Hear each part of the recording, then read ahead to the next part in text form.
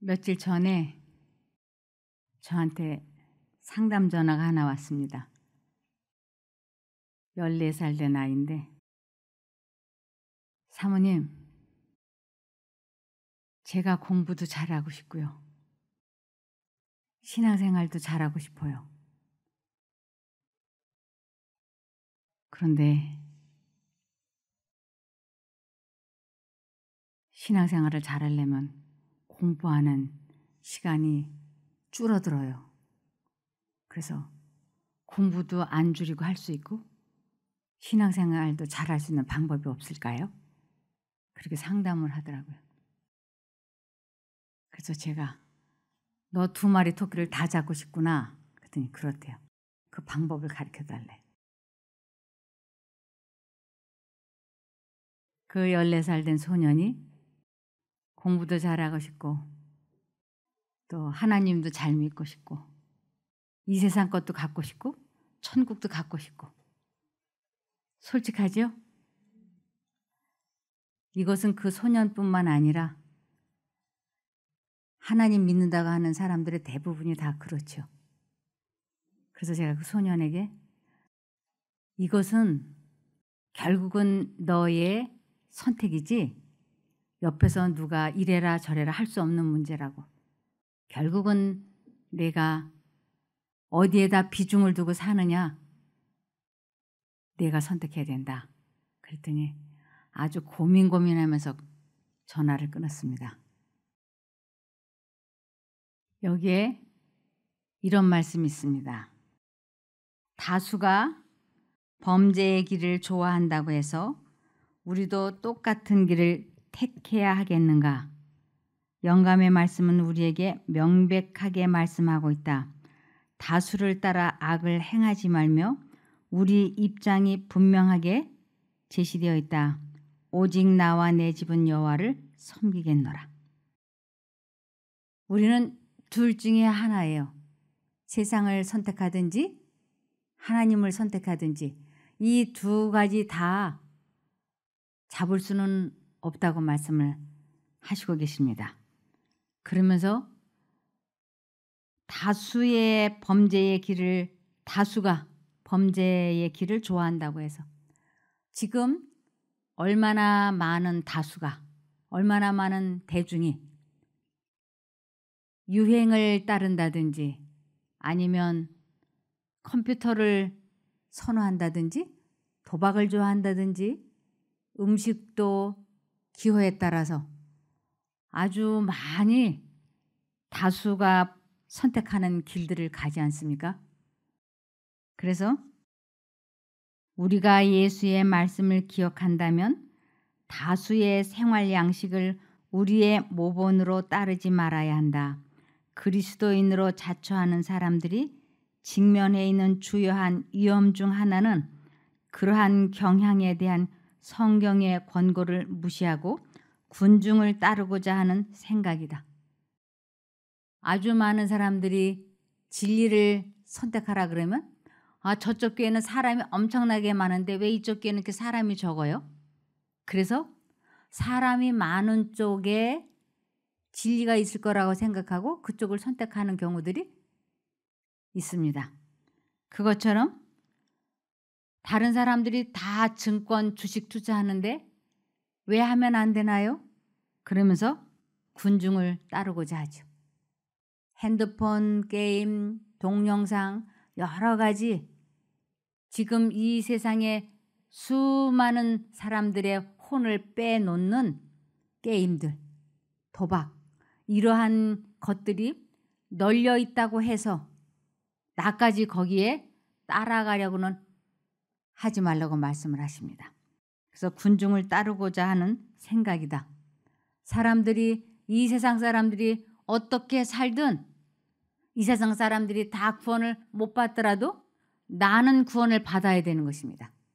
이 세상 사람이 다 구원을 받고 내가 못 받으면 그게 무슨 소용이 있겠습니까?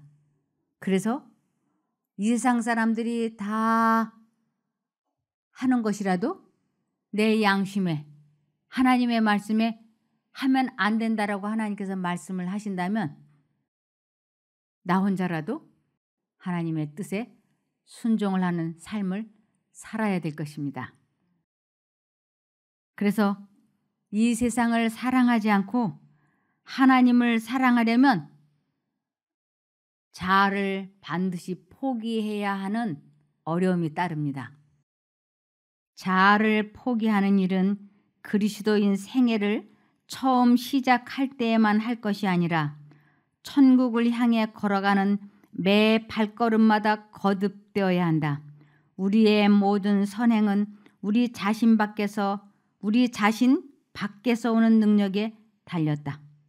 우리는 자신과의 싸움에서 이기려면 반드시 내가 아닌 다른 곳, 하늘에서 그 능력이 와야 된다고 하는 것입니다. 그래서 우리 자신 밖에서 오는 능력에 달렸다. 그러므로 항상 마음으로부터 하나님을 찾는 일과 끊임없이 간절한 마음으로 죄를 통회하고 자복하는 일과 하나님 앞에서 심령을 낮추는 일이 있어야 한다. 이 심령을 낮춘다라고 하는 것은 자아 포기, 자기 희생, 자기 부인, 십자가를 지는 것, 이런 것이죠. 그래서 끊임없이 자신을 부인하는 동시에 끊임없이 그리스도를 의지할 때에만 우리는 안전하게 걸어갈 수 있다. 많은 사람들이, 저도 처음에는 그랬습니다.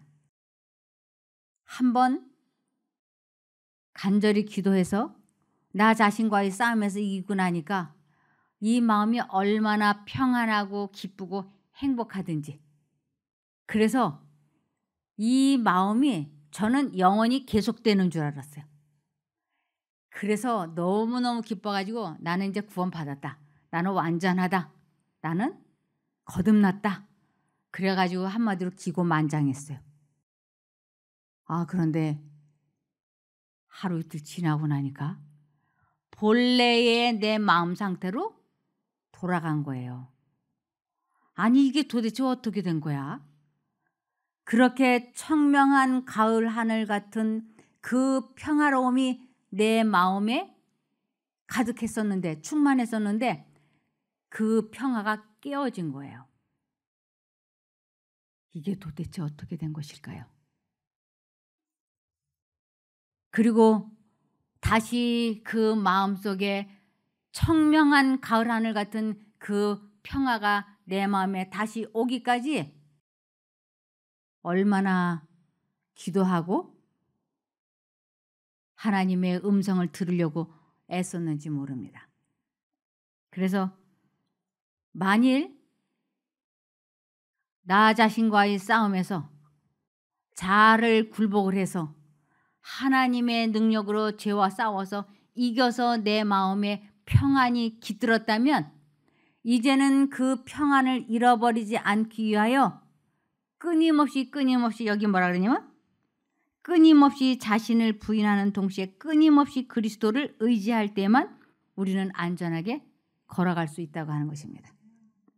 한번 승리한 것 가지고 그것이 평생 가느냐? 절대로 그렇지 않습니다. 그래서 이것을 데살로니가전서 5장 17절에 끊임없이 기도하십시오 그랬어요. 끊임없이. 이것은 또 다른 말씀으로는 쉬지 말고 기도하십시오. 조금만 방심하면, 조금만 말씀을 읽고 기도하는 것을 등한히 하면 바로 하나님과의 관계는 분리가 됩니다. 그래서 우리 주님께서는 끊임없이 기도하십시오. 예수님의 마음을 가지십시오. 라고 말씀하는 것이에요. 그래서 정말로 영생을 얻을 사람, 그리고 하나님과 연결되어 있는 사람을 의인이라고 그러고 그 사람을 복 있는 사람이라 그러는데 그 사람은 이런 특징이 있다라고 말씀하셨어요. 시편 1편에서 1절에서 3절입니다. 복 있는 사람은 악인들의 꾀를 따르지 아니하며, 악인들의 꾀, 이거는 사단이 주는 유혹을 선택하지 아니하며라는 뜻이에요. 그리고 일반 다수가 따라가는 그 길을 가지 않는다라는 것이죠. 죄인들의 길에 서지 아니하며 오만한 자들의 자리에 앉지 아니하고 오직 여호와의 율법을 즐거워하여 그의 율법을 주야로 묵상하는도다. 주의 율법을 주야로 묵상하는 자. 이것은 하나님을 잊어버리지 않고 지속적으로 하나님과 습관적으로 대화를 나누는 것을 의미합니다. 계속 주님과 대화를 나누고 주님과 대화를 나누려면 이 성경 말씀을 암송을 해도 괜찮고 이 말씀을 하나님께서 나에게 직접 들려주시는 하나님의 입에서 나오는 말씀이라고 생각을 하고 이 말씀을 읽고 이 말씀을 따르려고 지속적으로 하나님을 의지하게 될 때 그 마음이 복 있는 사람이 된다고요. 복 있는 사람, 하나님과 연결되어 있는 사람을 복 있는 사람이라고 하죠. 그런 사람은 3절에 그는 시냇가에 심은 나무가 철을 따라 열매를 맺으며 그 잎사귀가 마르지 아니함 같으니 그가 하는 모든 일이 다 형통하리로다. 그래서 하나님과 연결되는 것을 먼저 그의 나라와 의를 구하라. 그리하면 이 모든 것 위에 더해 주겠다고 약속을 하셨어요. 내가 건강하기를 원합니다. 내가 공부를 잘하기를 원합니다. 사업이 잘 되기를 원합니다. 내가 결혼하기를 원합니다. 내가 자선 사업을 하기를 원합니다. 하는 이러한 어떤 목적이 있다면 먼저 하나님과 관계를 갖는 일에 최선을 다해 보라고. 그러면 하나님께서 먼저 그의 나라와 의를 구한 사람들에게 모든 것을 더해 주시겠다고 약속을 하신 것입니다. 많은 사람이 그리스도의 아름다움과 하늘나라의 영광의 매력을 느끼고 있지만 그것을 소유하는 데 따르는 조건들을 만족시키려고 하지 아니한다. 구원도 받아야 되겠고 천국도 가야 되겠고 또 이 세상의 것도 좀 가져야 되겠고 두 가지를 다 갖고 싶은 거예요. 그러는데 내가 이 세상 것보다는 그래도 하늘나라에 가는 것이 더 좋다라고 하나님 쪽을 선택하려면 그것을 소유하는 데 따르는 조건들을 만족시키려고 하지 않는다라고 하는 것입니다. 사람들이.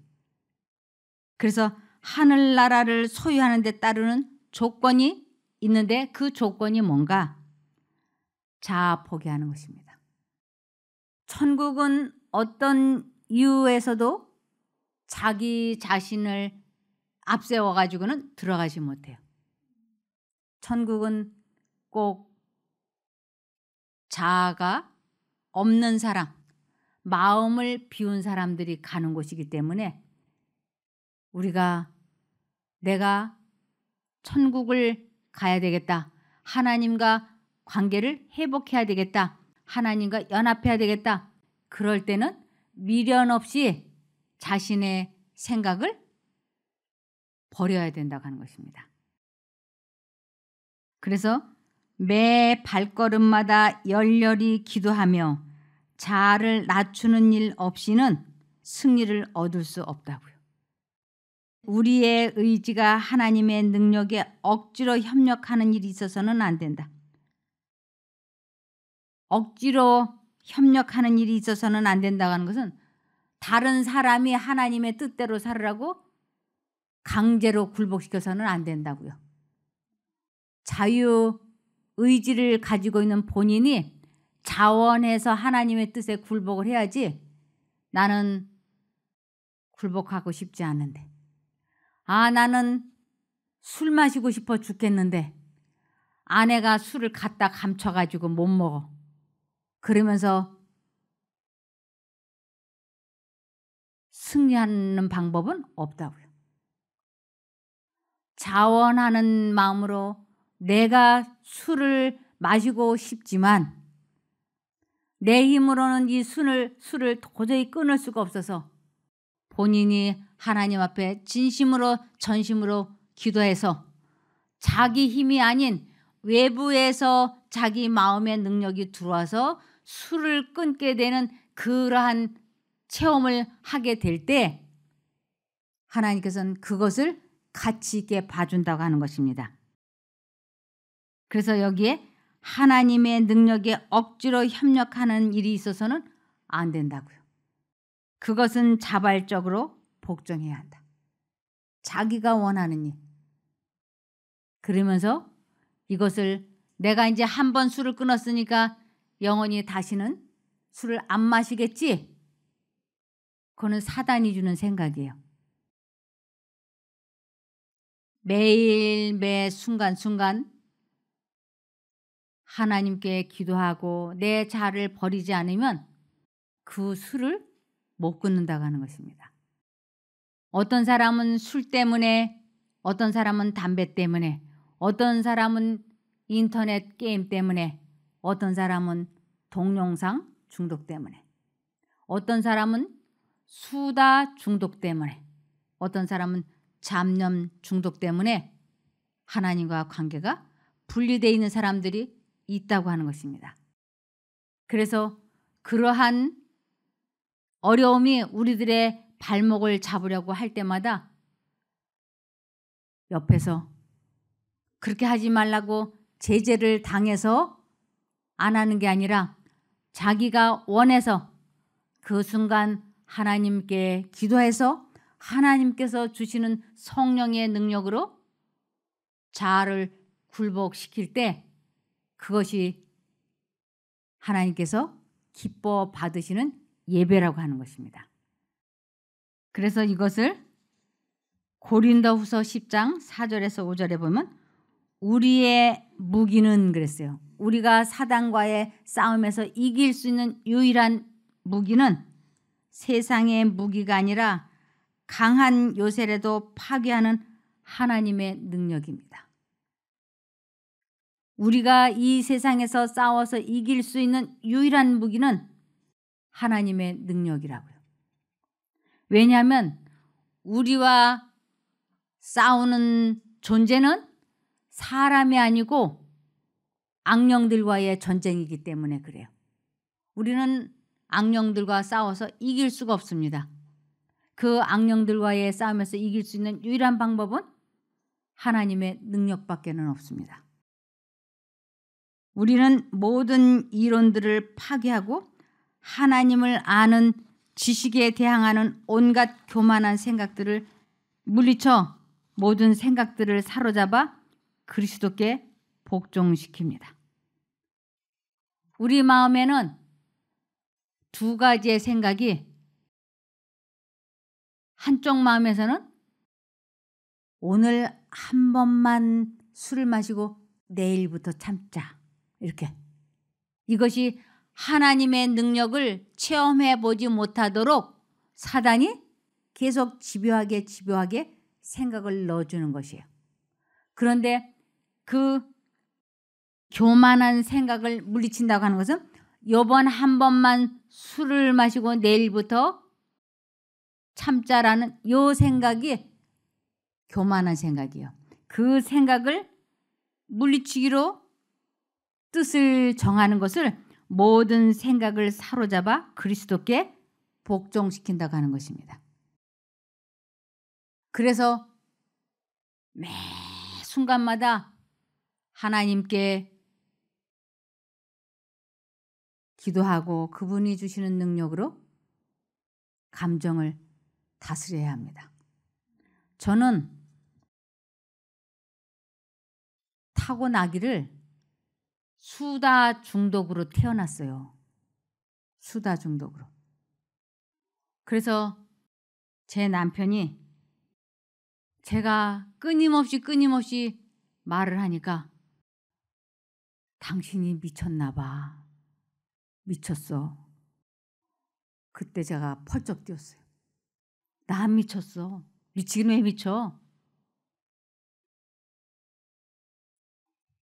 저는 정말 안 미쳤다고 생각을 했고, 근데 제 남편이 본래 미친 사람들이 안 미쳤다 그런다고 이래요.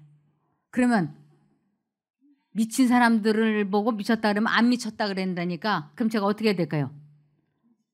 그래서 내가 그럼 내가 미쳤나 봐 그랬어요. 그랬더니 제 남편이 거봐, 그러니까 정신과를 가야 돼 이러는 거예요. 그래서 그 다음날 제가 남편을 따라서 정신과를 찾아갔어요. 정신과를 찾아갔는데 의사 앞에 이렇게 딱 앉아가지고 이제 의사와 대화를 나누는데, 아니 내가 어쩌다가 이 지경이 돼가지고 여기까지 와서 내가 정신과 의사하고 상담을 해야 되지? 이러니까 많이 절망이 되고 낙담이 되고 슬퍼서 제가 막 울었어요. 그러면서 2시간 동안 제가 이야기를 했어요. 그런데 이 정신과 의사가 아무 말 않고 들으면서 계속 뭘 쓰더라고요. 그러더니 다 끝나고 나더니 미친 건 아닙니다. 그런데 아닌 게 아니라 말은 무지하게 많습니다. 타고나기를 선천적으로 기질이 그렇다는 거예요. 근데 어찌됐든 간에 저는 미치지 않았다는 것만 정신이 번쩍나게 좋았어요. 이제 내가 남편한테 미친 여자 취급은 안 받을 수 있겠다 이렇게. 그런데 그때부터 제가 이 말의 절제가 하고 싶었어요. 얼마나 말의 절제가 하고 싶은지. 왜냐하면 이 말 많은 것 때문에 실수를 참 많이 했어요. 아주 너무 실수를 많이 했어요. 그래서 저를 아는 사람들은 다 저보고 아주 말 많은 여자라고 다 그랬죠. 그래서 이것을 고치고 싶은데 제 힘으로는 안 된다고 하는 것을 알았어요. 해보니까 안 되더라고요. 별별 방법을 다 해봤어요. 일주일 한 달을 아무 말을 안 하고 지내봐도요, 그 기간이 끝나고 나면 다시 좔좔좔좔 이렇게 돼요. 무슨 말이 하고 싶다는 생각이 들어오면 그 말이 하고 싶은 것이 열망이 되는 거예요. 그냥 하고 싶은 게 아니라 이게 말이 하고 싶은 열망이 돼.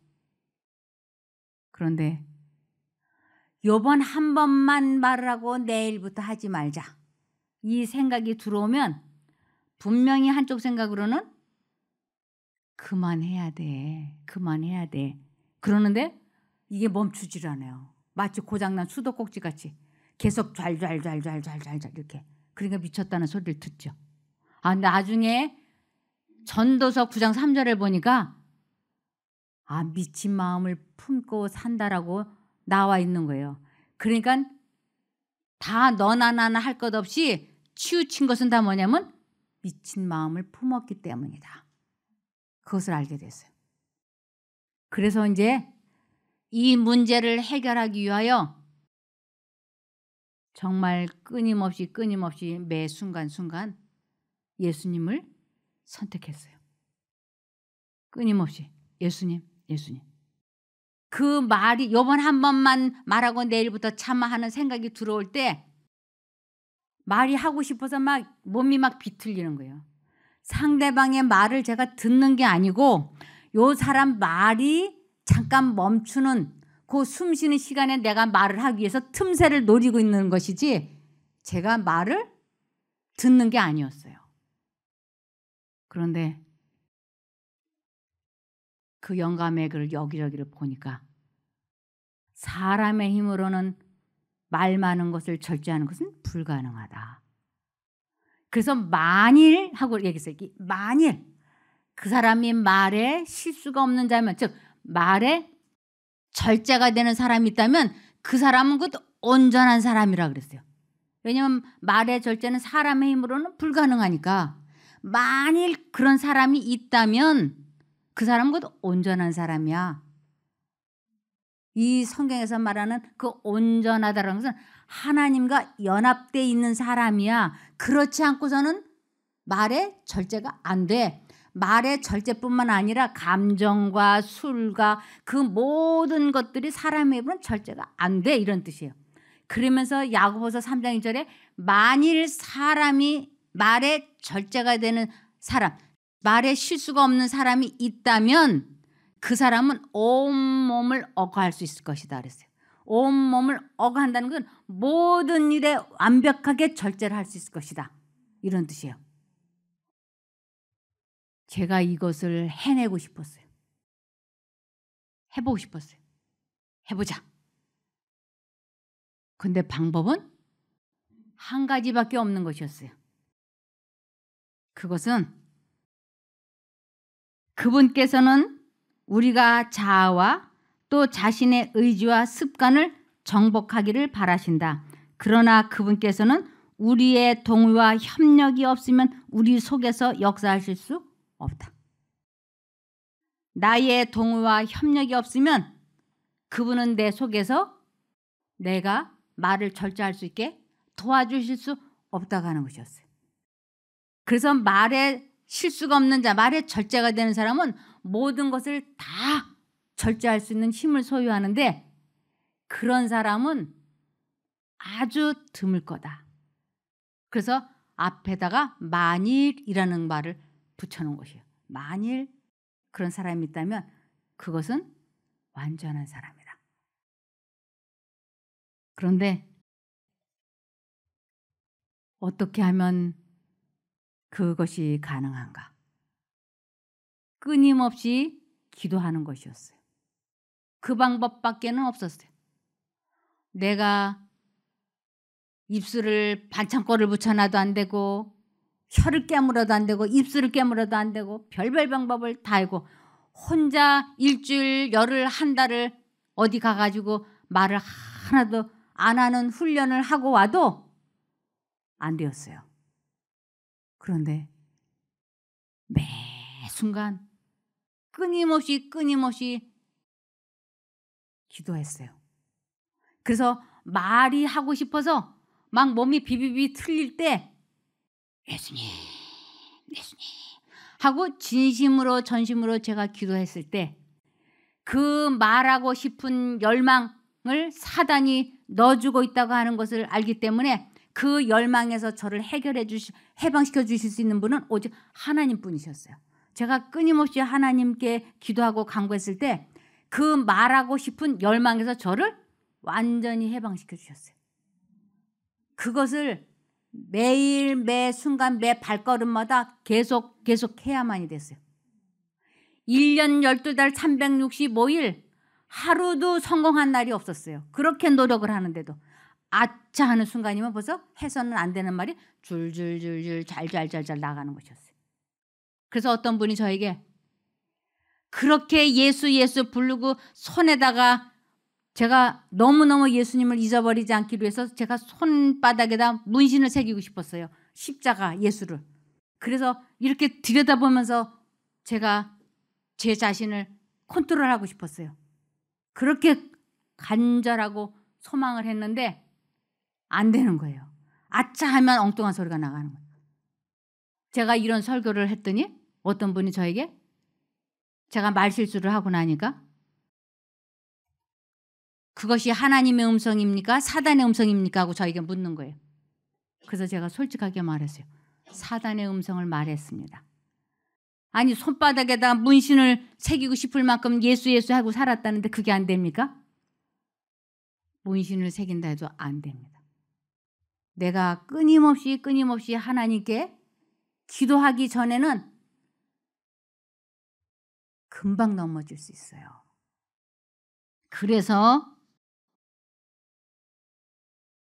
빌립보서 1장 6절에 하나님께서는 여러분 안에서 선한 일을 시작하셨습니다. 그분은 끊임없이 일하고 계심으로 예수 그리스도께서 오시는 마지막 그날에 그 모든 선한 일을 확실히 완성하실 것입니다. 성령께서 제 마음속에 끊임없이 해주셔야만 우리 주님 모시는 그날에 내가 쓸 수 있다고요. 그래서 아무도 빌립보서 3장 12절에 보면 내가 이 모든 것을 이미 얻었다는 것도 아니며 완전해졌다는 것도 아닙니다. 다만 그리스도 예수님이 나를 위해 마련하신 상을 받으려고 계속 달려가고 있습니다.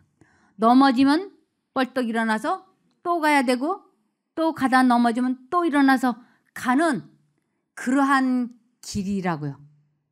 내가 완전해졌다고 거듭났다고 장담할 수 있는 지점은 없는 것입니다. 그래서 형제 여러분, 나는 그것을 이미 얻었다고 생각하지 않습니다.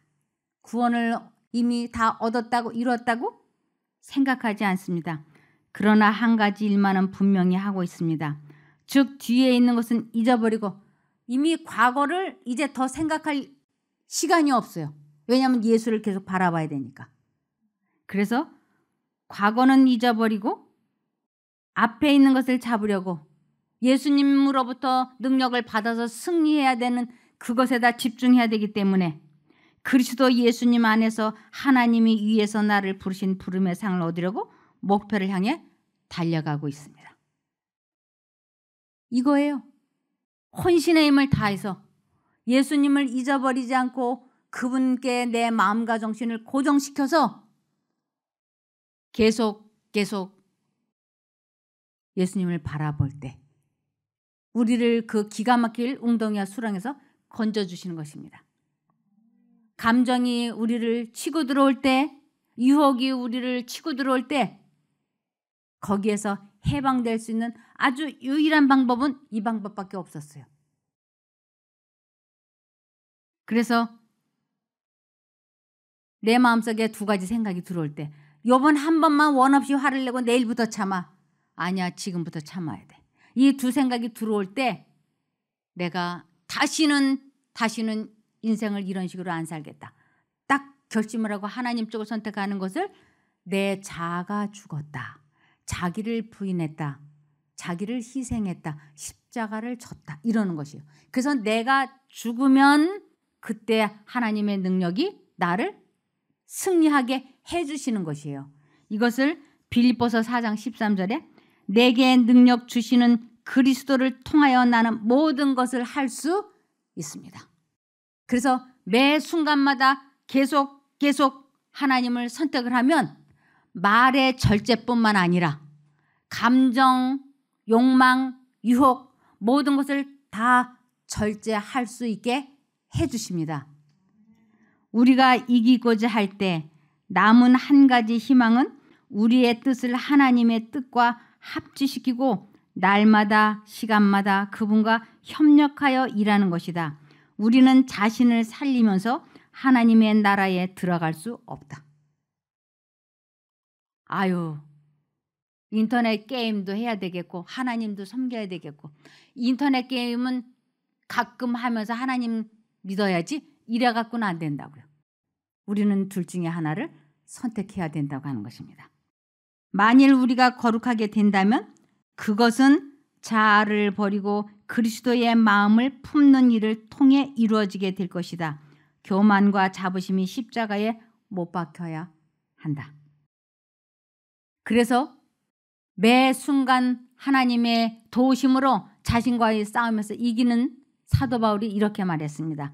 고린도전서 15장 31절에 형제들아 내가 그리스도 예수 우리 주 안에서 가진 바 너희에게 대한 나의 자랑을 두고 단언하노니 나는 날마다 죽노라. 그래서 가뭄에 콩나듯이 간헐적으로 아주 가끔 자기 자신과의 싸움에서 이기는 것 가지고는 안 됩니다. 날마다 매 시간 순간순간마다 하나님과 연합이 될 때 우리는 자신의 생각을 통제시킬 수 있고 자신의 감정을 억제할 수 있는 것입니다. 그래서 감정 조절도 되고 유혹도 벗어날 수 있는 것입니다. 순종으로 이끌지 않는 믿음은 가정일 뿐이다. 사도 요한은 저를 아노라 하고 그의 계명을 지키지 아니하는 자는 거짓말하는 자요 진리가 그 속에 있지 아니하다고 말한다. 그래서 자기 자신과의 싸움에서 지고 있다면 그것은 불쌍한 일이 되고 마는 것입니다. 지면은 안 돼요. 어떻게 해서든지 자신과의 싸움에서 하나님의 도우심으로 이겨야 된다 하는 것입니다. 그래서 사람들이 다 하나님을 믿는다 그러지 않습니까? 그런데 살아있는 믿음이 있고 죽어있는 믿음이 있어요. 살아있는 믿음은 하나님의 능력으로 하나님을 마음에 모셔서 그분의 능력으로 죄와 싸워서 이기는 것을 살아있는 믿음이라 그래요. 그걸 산 믿음이라 그래요. 그러나 하나님과 관계없이 그리스도에 대하여 하나님에 관하여 알고 있는 지식적인 믿음만 있고 체험적인 승리하는 체험은 해보지 않는 믿음은 그건 죽은 믿음이라 그래요. 그래서 그런 사람들을 보고 주님께서는 살아있으나 죽었느니라 라고 하는 것이에요. 이것을 고린도후서 13장 5절에 여러분은 믿음으로 살고 있는지 스스로 살피고 시험해 보십시오. 내가 믿음으로 살고 있는지 나 자신과의 싸움에서 이기고 있는지 한번 너를 살펴봐 이런 뜻이에요.